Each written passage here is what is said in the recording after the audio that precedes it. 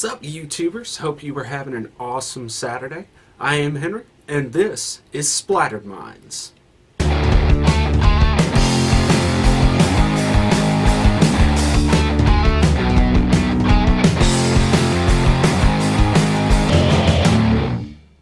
Alright guys, so today I wanted to take some time to actually do a gameplay review for you. Oh my goodness.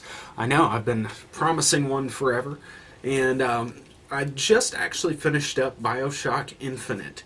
Very fun game. A lot of fun. This one is a little bit different. And I will tell you this up front before I get into this. There are spoilers in this. So if you have not played the game and you want to play the game, sorry, don't watch this video. Let's get into it. So Bioshock Infinite, it's this installment, it's actually the third installment in the Bioshock series. This one is set a little bit different, as those of you who have played the series already know. The first two was set in Rapture, the underwater city, and this one is actually set on a cloud city called Columbia. This one is actually set in a little bit of a different time frame as well. Bioshock 1 and 2 were more set in the 50s, late 50s, whereas this one is actually set in 1912. When the game first came out, I was hearing a lot of controversy over the games from various gamers. Talking about they play the race card and the religion card a lot in this game, and they do, very much so. But also, you have to consider your time. They've set this game in 1912. It's not like, a futuristic game where you're in, 2045 or 2050. So one of the things that the developers very much wanted to do was kind of put some historical accuracy in there, in the way of social norms for the time. So there is that race card very much in there, but it very much ties into the religious aspect of it. Almost to a point where they're kind of blurring that line, I feel, between religion and racism.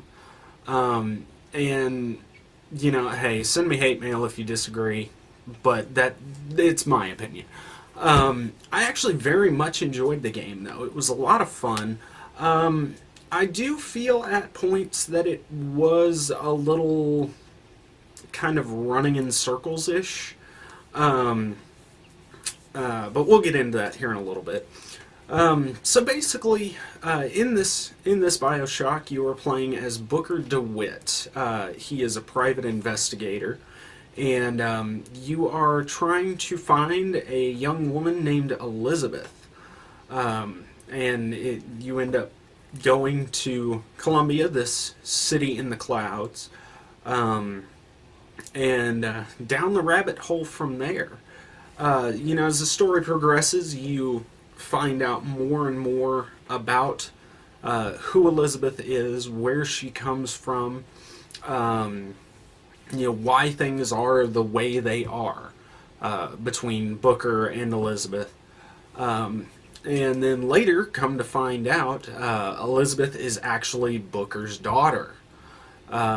Booker had fallen into some pretty bad things and ended up giving his daughter away to these people. And then he was coming back to get her, and he just didn't know it. So as the story progresses, it gets more and more strange. There's a lot of things that, as you go through the game, they are unexplained. But when you get to the end, things do get explained. The story comes out of how Booker and Elizabeth are related, that she is his daughter, how these things happen. And it also brings an alternate reality into the gameplay. Throughout the game, if you've played the game, then you've seen that throughout the game there are these tears, quote unquote, in the space-time continuum that Elizabeth can open for you. And at the end of the game, you find that, all of these different realities, you're in every one of them. And in all of these realities, you're playing these different scenarios. But they're all different in some way, and they're all connected.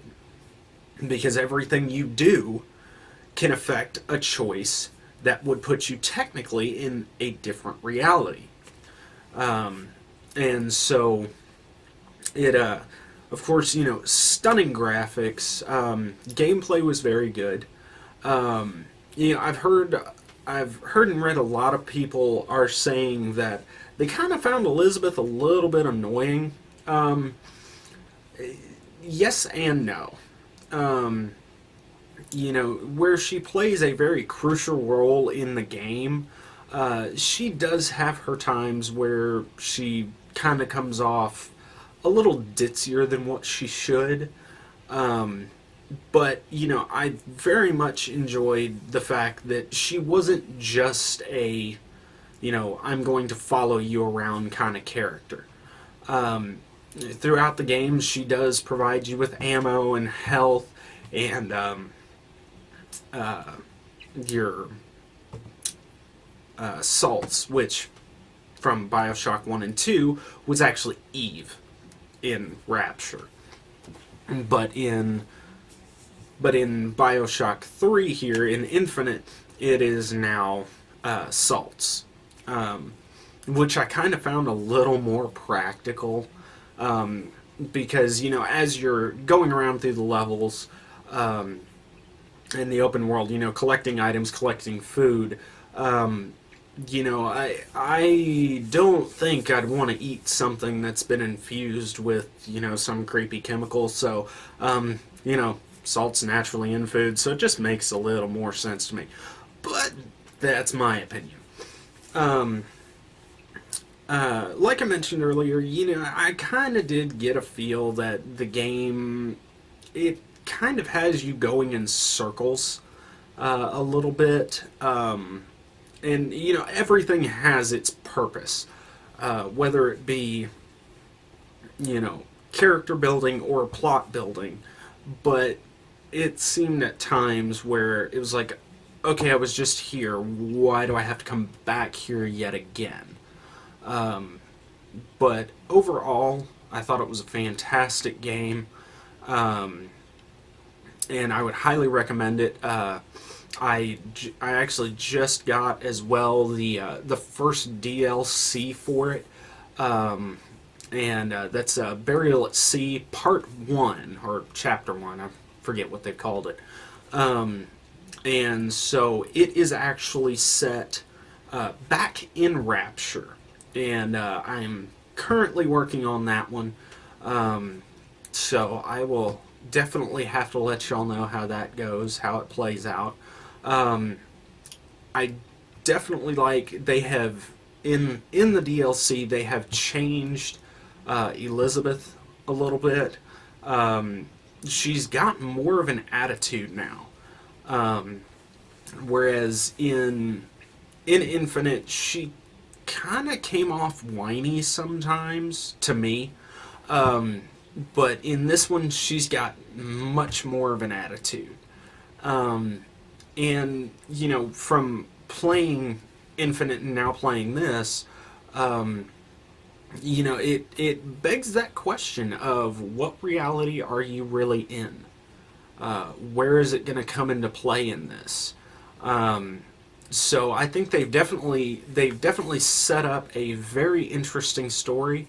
We'll have to see with Burial at Sea Part 2. The release date on that one hasn't been set yet, not that I know of. If it has, please leave it right down there in that box for me, because I am definitely looking forward to getting it. I've enjoyed all of the Bioshocks, and so this one was a lot of fun. I would definitely give it Infinite, I would probably give a 9 out of 10. I would even go so far to say as a 9.5. I very much enjoyed it. So definitely one to look into. Look into the DLCs. There's a few different DLCs, a couple of item packs that you can pick up, and then also a couple of mission packs. One of them is a challenge pack that it's I believe 15 levels, and it's a survival series basically. Just see as you go through, each wave of enemies gets harder and harder, and you have to see how many you can get through. So if you like a challenge, good one to go for. And then of course Burial at Sea would definitely pick it up. I've just started playing it a little bit, so I will let you know how it goes. But anyways, guys, that is my review on Bioshock Infinite. Don't forget to leave your comments and questions right down there, please. And if you like what you see, please hit that like, subscribe button. Follow us on Facebook at Splattered Minds and Twitter at Splattered Minds. And we will see y'all later. Have a good one.